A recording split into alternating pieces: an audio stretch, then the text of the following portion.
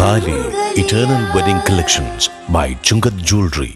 ഇതെല്ലാം എന്റെ കല്യാണത്തിന് വാങ്ങിയതാ. വാവ്, ഇതെവിടുന്നാ? MV Chacko golden diamonds Angamaly. പൊതുജനങ്ങൾക്കായി വഴിയോര വിശ്രമ കേന്ദ്രമൊരുക്കി അങ്കമാലി നഗരസഭ. കേന്ദ്ര ആവിഷ്കൃത പദ്ധതിക്ക് കീഴിൽ 25 ലക്ഷം രൂപ ചെലവിട്ട് കേരള സ്റ്റേറ്റ് ഇൻഡസ്ട്രിയൽ ഡെവലപ്മെന്റ് കോർപ്പറേഷനാണ് നിർമ്മാണ പ്രവൃത്തികൾ ഏറ്റെടുത്ത് നടത്തിയത്.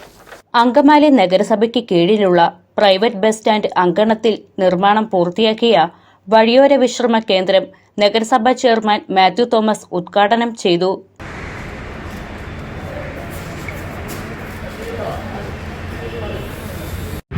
സ്നാക്സ്, ചായ കുടിക്കാനുള്ള സൗകര്യം എല്ലാം ഉണ്ട്.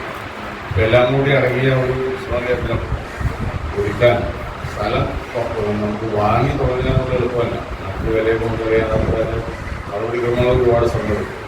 അപ്പോൾ അതിന് ഗവൺമെൻറ് നിർദ്ദേശിക്കുന്നത് ഒരു സ്ഥലം സൗകര്യപ്രദമായി അത് കണ്ടെത്തി ചെയ്യാൻ.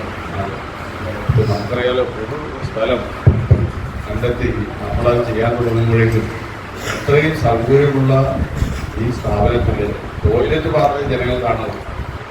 ഒരു ടോയ്ലറ്റ് സംശയം വരുന്നു എന്നുള്ള നിലയിൽ സംസാരം ഉണ്ടാവുകയും ആളുകളൊക്കെ കൂടി അതിനെ എതിർക്കുന്നു.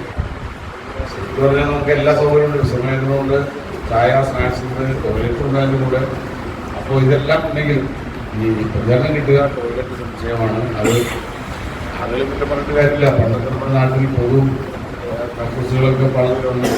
അതൊക്കെ ഏറ്റവും വൃത്തിഹീനമായ നിലയിലാണ് നിലനിൽക്കുക. അപ്പോൾ ആളുകൾക്ക് അതുകൊണ്ടാണ് ആളുകൾ എതിർക്കുന്നത്. എന്തായാലും 2-3 സ്ഥലം നമ്മൾ കണ്ടെത്തിയ സ്ഥലങ്ങളിലെല്ലാം ജനങ്ങളുടെ ഭാഗത്ത് എതിർപ്പുണ്ടായി. ഇത് ജനങ്ങളോട് വെല്ലുവിളിച്ച് ഒരു പരിപാടി നടപ്പാക്കാൻ നമുക്ക് താല്പര്യമില്ലാത്തത് നമ്മൾ അവർക്ക് പിന്മാറി. അങ്ങനെയാണ് ഈ സ്ഥലം എല്ലാവരും കൂടി കണ്ടെത്തിയത്. നമുക്കറിയാം, ബസ് സ്റ്റാൻഡിൽ ഇവിടെ അനിവാര്യമാണ്. നമ്മളിവിടെയും പൊതു ടോയ്ലറ്റ് ഉണ്ടെങ്കിലും അതും മോശമായ നിലയിലാണ് നിൽക്കുന്നത്.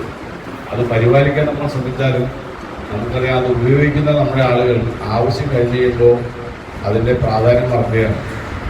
ആവശ്യം തോന്നുമ്പോൾ ടോയ്ലറ്റിന് വളരെ പ്രാധാന്യം ഉണ്ടെങ്കിലും ആവശ്യം കഴിഞ്ഞ് കഴിയുമ്പോൾ അതിനെ മറക്കുകയാണ്. അപ്പോൾ പിന്നെ ഏറ്റവും വൃത്തികേടായ രീതിയിൽ ആ ടോയ്ലറ്റ് മാറുകയാണ്. ഇതിന് തൊട്ടപ്പുറമുള്ളത് നഗരസഭയുടെ ഈ ബസ് സ്റ്റാൻഡിലുള്ള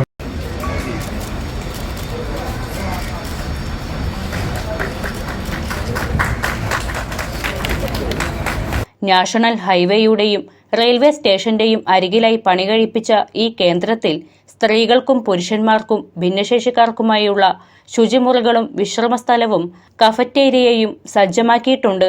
ഉദ്ഘാടന യോഗത്തിൽ നഗരസഭാ വൈസ് ചെയർപേഴ്സൺ റീത്ത പോൾ അധ്യക്ഷത വഹിച്ചു. യോഗത്തിൽ സ്ഥിരം സമിതി അധ്യക്ഷന്മാരായ Lissy Poly teacher, Bastin D Parakkal, Saju Nedungadan, Lexi Joy, Rosily Thomas, LDF parliamentary party leader TY Elias, BJP parliamentary party leader AV Raghu, കൗൺസിലർമാർ തുടങ്ങിയവർ സംസാരിച്ചു.